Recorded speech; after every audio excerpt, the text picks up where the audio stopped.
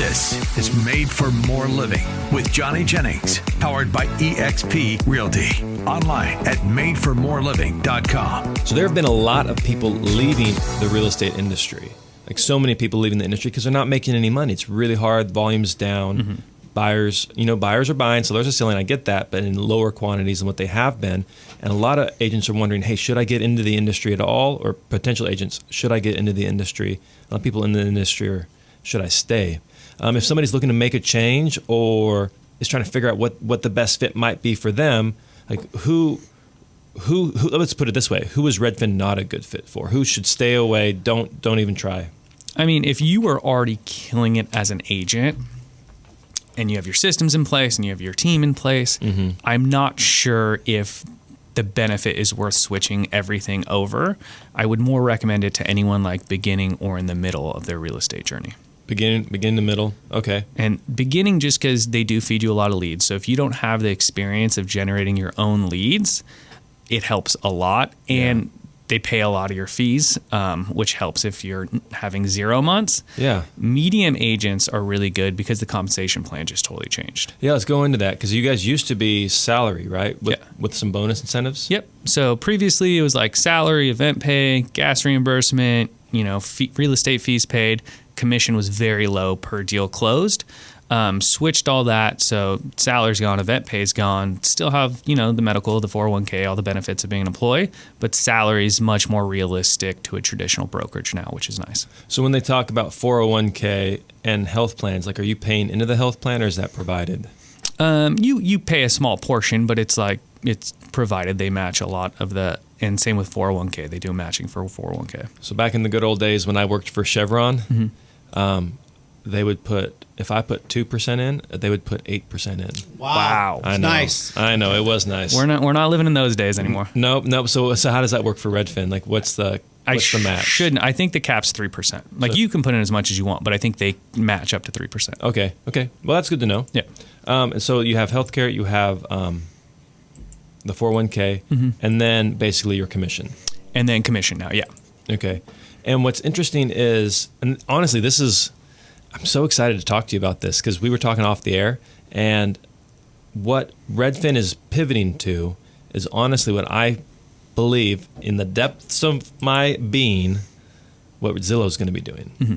And so can you share a little bit about how Redfin is now pushing teams? Yeah. So they're trying to be like a one-stop shop type place. So they picked up a mortgage. Just like Zillow. Exactly. They picked up a mortgage company, Bay Equity, nationwide mortgage company. They started their own title company, so they have that now as well. Just like Zillow. And now they're pushing teams.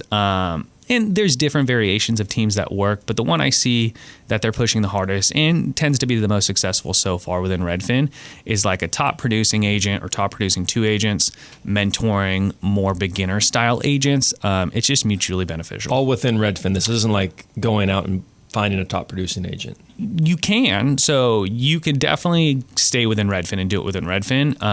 If I found someone that was new, that was maybe struggling a little bit or just wanted support, absolutely I can pick them up. If I came to Redfin and was like, hey, I think this guy would be a great fit, he still has to go through the hiring process, but much more likely to be picked up knowing he'd automatically be on someone's team. Got it. And so now Redfin is kind of doing what I believe ultimately Zillow is going to do. And so this is kind of interesting. I'm kind of curious to see how it plays out. So Redfin's kind of doing the beta on, hey, is this platform, this major national portal that provides a lot of leads and healthcare and 401k, like the typical things you don't find in your traditional real estate brokerage, are they going to be able to build this out into a profitable model? Yeah. Because I firmly believe if you're on a Zillow Flex team in 5 years, you're going to be working for Zillow. I firmly believe that. That's the only way Zillow's model continues to grow. Yeah. So it'll be interesting. We'll see how accurate Johnny's crystal ball is on that. So if you're a medium to newer agent, Redfin's a great place to get your feet wet. And then, but now with this compensation model, wouldn't even a more experienced agent benefit from? I think so. I think previously one of the biggest reasons they switched it was they were seeing they were really good at developing agents, but once you became a really good agent, they saw a lot of people leaving to go somewhere with a higher split. That's what I was seeing. Now, if you build within Redfin, I think it's a great place to stay, even if you're at the top of your game. I just don't know, like, if I was crushing it somewhere else, like, why take the risk to switch anywhere, not Redfin specific. But if you're built within Redfin and already there and crushing it, I would stay at this point. Yeah. So it's a good point. So if you are crushing it, or if maybe you want to take it to the next level, to me, joining a Redfin, and this is not a plug for Redfin, I just an honest conversation between two people. It's basically Redfin Flex is what it is. Yeah. And they do have a lot of leads. Like, not many people know we get excess leads where because we're capped per month depending on several variables, but they'll have so many leads in our area that they give it to non-Redfin agents. And then they just take a smaller kick. I don't know what those financials look like. But so that way those people are still being serviced, but your agents aren't overworked. And when we slow down, when the market slows down, they don't have to let a bunch of people go. They just close off the tap to the non-Redfin agents, and they keep us full. So it's kind of like a safety net for them. Got it. So it's the overflow. Love that. And then quick question for you. So as far as like Redfin, like when I go into a listing appointment, I have typically pulled a number of valuations from different websites. So typically I'm looking at realtor.com, I'm looking at Zillow, I'm looking at homes.com, I'm looking at Redfin, and I'm looking at RPR, Realtor Property Resource, and I'm just pulling all these numbers to see, okay, here's what my potential seller has seen. So what are they expecting when I have the value conversation with them? When you go in and you meet with sellers and you have the value conversation, are they expecting you to toe the line to Redfin, or like how do you come up with the value? So just like you do, I research those mainly for what are my seller expectations going to be at, kind of like you said.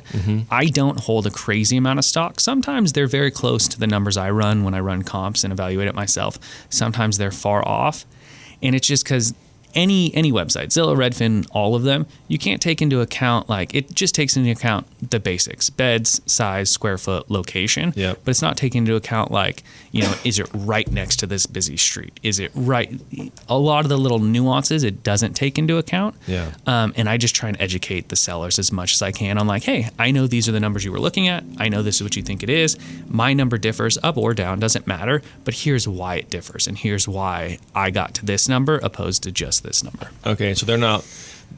They understand there's some wiggle room with that number when even though they're calling a Redfin agent and they're like, hey, well, your website said X. Yeah. And usually I don't get it up front like that. If they bring it up, and they don't bring it up all the time, it's towards the end of the sales speech is why does it differ? And then I just try and explain that. Well, I try and explain it either way.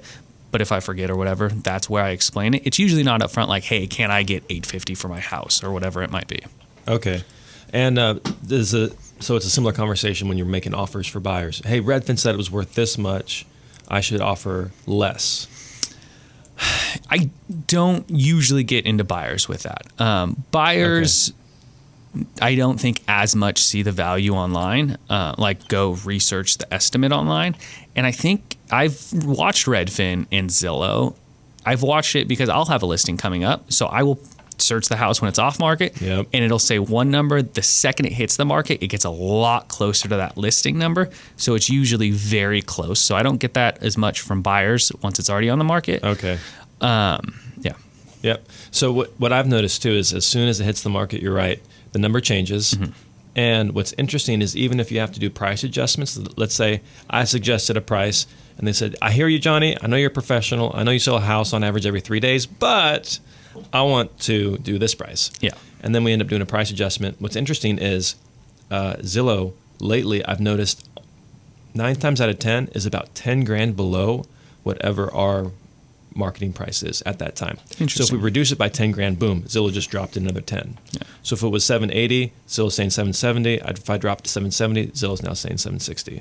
So it's just an algorithm. It's not a person. It's not. They don't really know. And honestly, neither does your realtor. It's only when that buyer comes in, because we recently were in a transaction where the person wanted the house. Why? Because grandma lived 2 doors down. They were willing to overpay because you can't get grandma anywhere else in the Sacramento region. So they were willing to overpay. And Zillow and Redfin, they just don't see that. Yep. So awesome, man. And then when you're out working with buyers, like, has this had any impact on, like, how do the fees work as far as Redfin goes? Because Redfin is traditionally known as less expensive than say like a Made for More or another brokerage. Like, how do your fees different? differ? So on two answers to this. So on the buy side, even with the new laws that took place back in August, I see 95% of sellers covering buy-side commissions. Absolutely. So I'm just telling my buyers like, hey, this is the commission we charge. Here's a little way to get a discount. If you want to get a discount and agree to, sign with us early, it makes your offer stronger. However, more than likely, you're not going to be paying any of this fee anyways. If you do pay a portion or all of it, you will know the exact amount way before you have to sign and agree to that. Yeah. So we're good. On the sell side... Wait. That's really smart, doing a discount to get them to agree to the buyer broker. How many people agree to the discount? Is it like 1 in 10 or is it a sizable number? So full transparency, everyone should, because we don't even have them sign a buyer brokerage agreement. So you're not locked into us. It's not exclusive. It's, hey, these are our fees. We're trying to stay compliant with the new laws. We just want you to sign saying we know your fees. If you sign before your second tour, you automatically get a discount. If you leave us and go use John Jennings, we're not going to come after you. You can leave us. You can go use Johnny. Well, that's how the default buyer broker is written. Mm-hmm. That's how I describe it. This isn't locking you into me. This isn't like a listing agreement. This is, hey, these are our fees. Mm-hmm. You're aware of them. And then now let's go look at houses. That's it. Yep. Okay. All right. So do you have people typically agree to the 0.25%? Most of them do, yeah. Once I explain it that it's not exclusive and get them to trust you a little bit, most of them do. Interesting. Hey, agents out there, that's a pro tip. Yeah. And then on the other side, the listing side, we start at 1.5%. So that's kind of where you get the discount model from. Okay. So we start at 1.5%. What do you mean start at? So you can go lower. So if you just sell with Redfin, it's a 1.5% listing fee. If you sell and buy with Redfin within a year, we discount the listing fee 0.5%, so it's 1% flat on the listing side. So that would just be rebated when you purchase? If they're closing at like the exact same time, we just charge you 1%. If the buy side closes way later because things happen, it may not close, we refund you. Yeah. Okay. And then is there a minimum? Because like 1% of $100,000 or 1.5% of $100,000 is not a lot. Minimum switched area to area, so there's not like a standard nationwide minimum, but yeah, every area has a minimum. Okay, so it's either the minimum or 1.5%, whichever is greater. So if it's above the minimum, our minimum, then it's just 1.5%. Exactly. Yeah. If not, it has to be at least the minimum. Got it. Okay, so that clarifies that. Matt, what questions do you have? Well, first off, why would you bring on the competition on your show? Seriously want to ask that question. Yeah, that's a good question. So I believe there's one, enough business out there for everybody, and two, not everybody is going to want a Redfin agent. There's differences between the approaches that we have, and so I think it's called a Venn diagram where the circles overlap. Is that what that is? Yep. So a guy who I respected tremendously, very smart guy, his name's Kenny. Kenny drew a Venn diagram for me one time.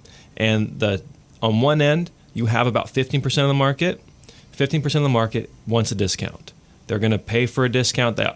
As long as they're getting a discount, they think they're winning.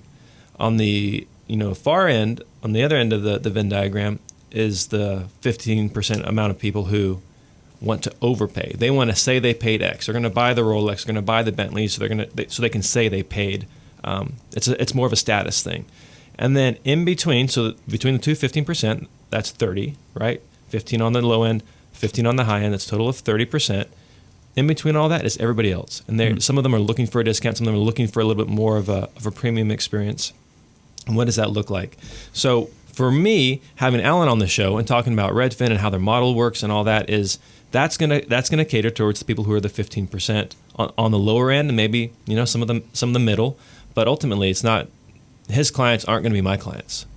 And I think from a buyer's perspective or seller's perspective, I wouldn't shop brokerages necessarily more so than the agent you're dealing with in front of you, because you have such a wide variety of agents, skill levels, and talent levels, and ability within all brokerages. I love that. So Let's say you had a dear friend who was looking to buy or sell a home. Mm-hmm. What advice would you give them? Like, they don't live locally, but they're coming to you. How do I find a good agent? What would you tell them? Well, let's say it wasn't in my area, because I would just tell them to use me. There you but go. Let's say they were looking in a different area. I would advise them to find a local agent that has expertise in that area, that is busy enough so he knows the market and knows the volume, and knows the trending shifts, but not like the very top of a team where he may or she may pass you to someone that's not them. So like realize who you're going to work with, sign to work with that agent, and make sure they have experience in that local area. Got it. And so how do you gauge experience though?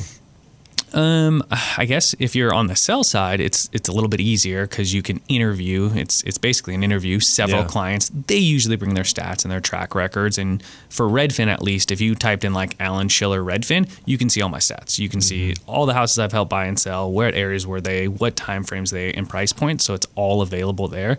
And then we ask for a review from every client, good or bad, and automatically gets posted. On Redfin. So if each Redfin agent has a profile page, so that would be good for that. Other brokerages, I don't know them all, but I would just ask them and then try and find a place you can verify that. From the buy side, it's a little bit harder, but same thing, just asking and trying to verify and getting a feel for, if you've gone on a couple tours, how quickly they reply and get back to you. Because when you're in a market that's really demanding, like we were 2 years ago, a day could be the difference between getting the house and not getting the house. Slower markets, not that important. But busier markets, like how quick are they replying and how quickly are they going to get your offer in or your information is huge. And I don't know about you, but every single time we have a buyer who's interested in a property, like let's say we've had a listing, it's been on the market, 2 weeks, no activity, and then all of a sudden we get one buyer. I don't know where these buyers, it's like they have a secret committee and they're all deciding to make offers on the same house at the same time.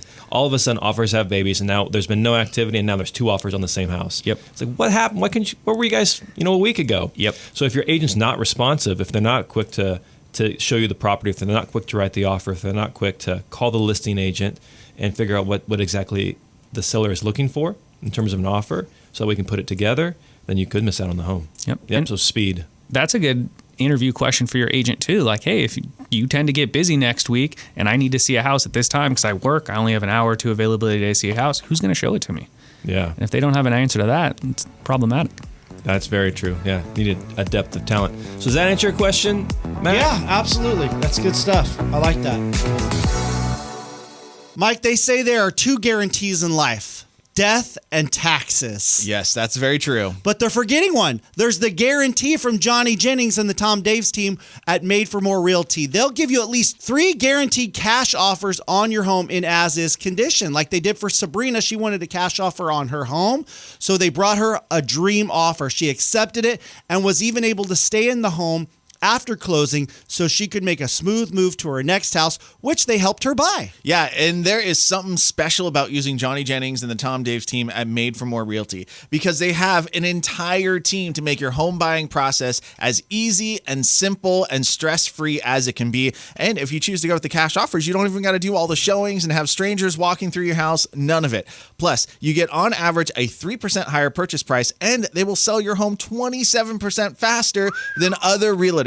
So, you expect more? Get more with Johnny Jennings and the Tom Daves team at Made for More Realty. Just Google Made for More Realty today and get more for your home. License number 1982171.